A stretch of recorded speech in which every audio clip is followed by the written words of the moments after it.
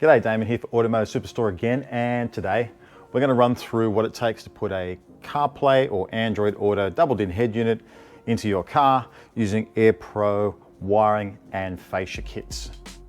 The first thing you need to do is jump onto our website and punch your vehicle's details into our system, and then go and have a look at the AirPro parts that are available. For example, this kit's going to be installed into an Audi TT, so I just typed in Audi TT AirPro and everything I needed to know about that and all the parts that Automotive Superstore sells came up on the screen ready to go. In this DIY, we're going to be talking about an Audi TT from 2008. However, this is still relevant for all vehicles from the late 90s through to the mid 2010s, so between 2013 and 2017, which is the point at which Apple CarPlay became more of a standard fitment in vehicles, and vehicles had more integrated dashboards that you couldn't pull the head unit out of easily and replace it.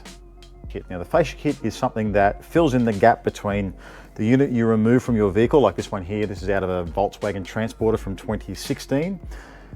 It's got an odd shape compared to the replacement unit that we'll be putting in.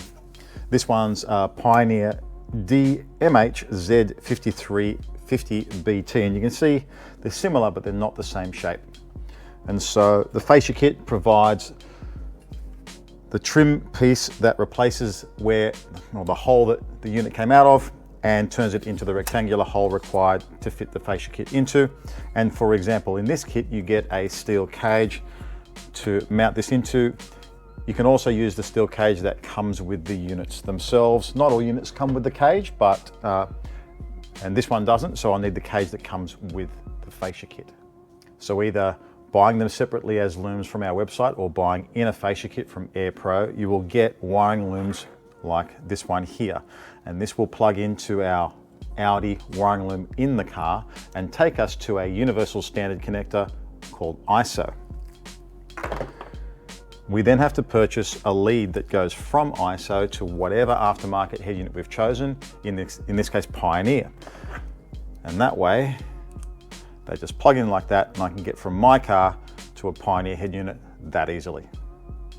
In addition to that, you'll need an antenna adapter, and again, they come in some kits like the AirPro kit for this car that get us from the European style antenna connection called FACRA through to a traditional antenna connection that you'll get on any aftermarket head unit. You'll also get, with your loom from Pioneer to ISO or whatever brand to ISO, a steering wheel patch lead if you option that and your car has steering wheel control. Another thing to think about is the ability to remove the OEM head unit itself. Something like this one here from this Volkswagen Transporter, you clip off the fascia and there are screws. However, a lot of the units like this require keys. So in this specific unit for Audi, the kit from AirPro came with keys to allow me to remove that head unit very easily. The other option is to pick up a kit like this. It's called the PC5 Keyset 20 from Stinger, and it gives you all the popular removal keys for all of the head units you'll get in any European aftermarket vehicle. For Japanese cars, they tend to be more remove a clip-off panel and Phillips head screws, so they're a bit simpler. So here we have just the parts we need to get this job done. So first of all, on the side of the head unit itself, I've mounted the special clip system that allows this unit to slide in and lock into the chassis that comes with the kit. Here's that installed into the fascia panel itself. You can see there are just metal tabs all the way around. You slide this in, you bend the tabs, and then it's locked into place. This will then slide in and clip into place, and this small insert fascia panel here will close the gap and make it look nice and neat. However, we don't do that until it's already in the car.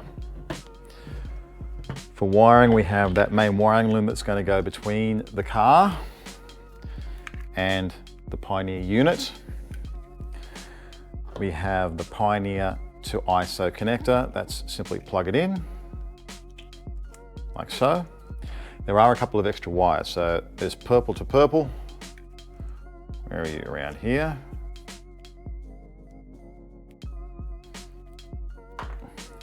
And pink to pink.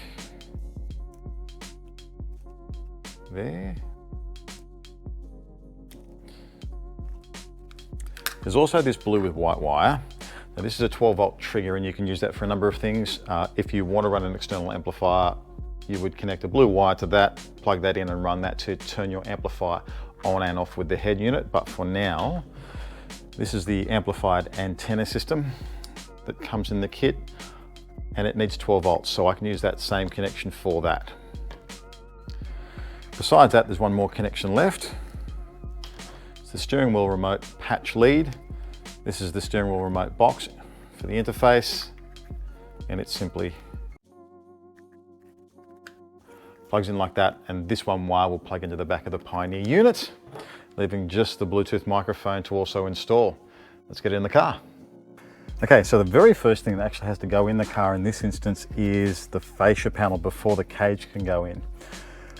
We've got the dash here with the factory head unit removed. We've got our main loom that's going to plug into our harness, our antenna connection,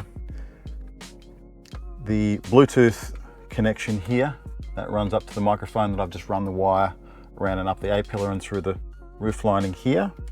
And then this is a USB extension run to the glove box so that I have an iPod cable to charge my phone. In goes the fascia.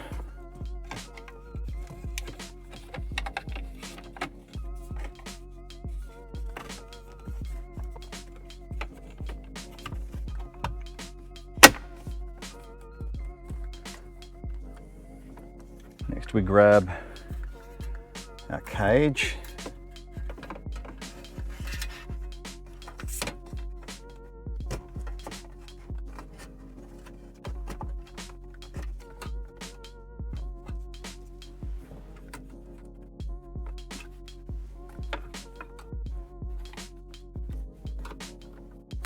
Time to plug our wiring loom in, so main connection. That locks down, just make sure that's nice and tight.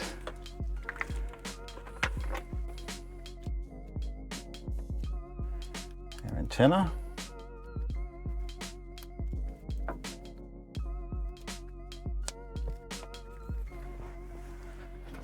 And grab our unit. These are nice and easy because they're marked front left, front right, rear left, rear right.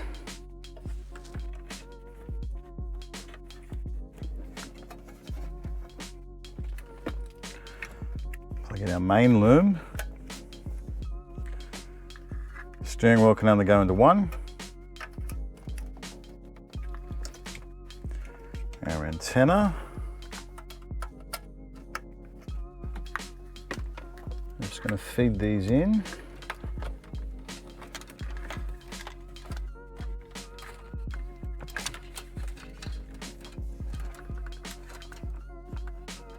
Our USB connection.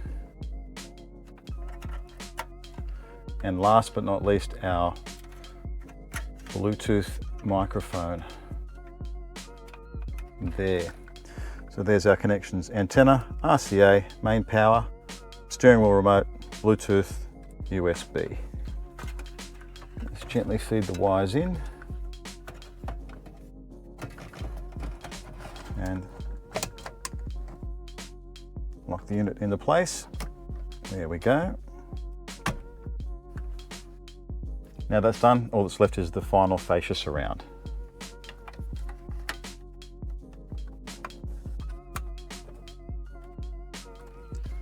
Okay, let's try it out. And here we go, all installed. Looks fantastic. Almost factory fitted, which is exactly what you want, but bang up to date. None of this ancient mid-2000s technology. And Carplay is a revelation, honestly. I couldn't live without it. And the Pioneer unit here, the 5350, is a fantastic unit for the money. Lots of signal processing, so I'm going to enjoy tuning that to make the car sound fantastic. But in the meantime, it looks great. So that was really an easy DIY, wasn't it? That only took about 15 minutes to get that installation done. It didn't need any special tools, and so it's something that pretty much anyone can handle, even you. So jump online and grab the parts you need from our website. While you're here, like and subscribe and leave a comment, and I'll see you on the next one.